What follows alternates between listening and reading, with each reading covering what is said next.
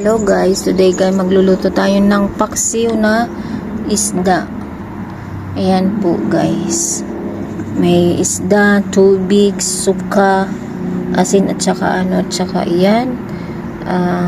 Pampalaya, bawang, sibuyas, luya at saka yung sili. Ayan, simulan na natin magluto. Ito, ilagay natin yung suka. Tapos yung tubig.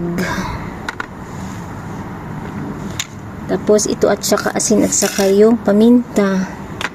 At then, tunawin natin. Tunawin. 4 na piraso lang naman yung lutuin.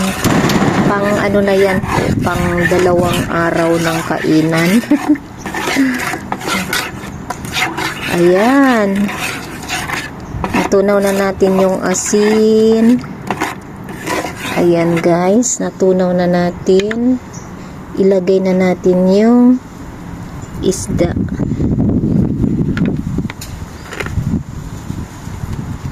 Apat na piraso.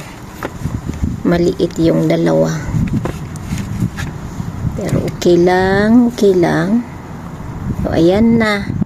Tapos na. Ilagay na natin yung mga bawang,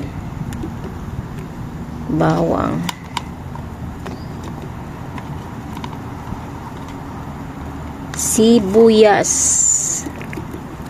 ayan, sibuyas,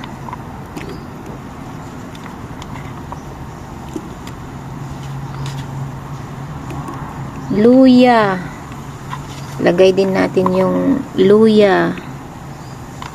Ayan, damihan natin ng luya.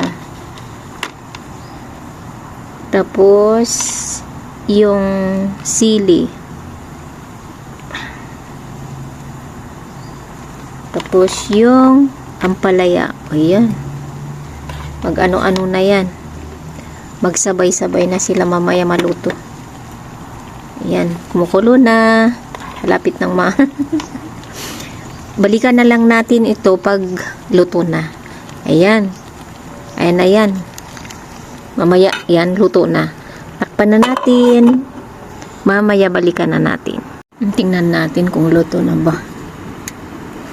Oh. Luto na. Luto na. Oh, sarap na guys. Diba wala naman talagang sabaw nito, diba? Luto na. So kainan na guys. Oh, sarap na ng amoy guys. Sarap na.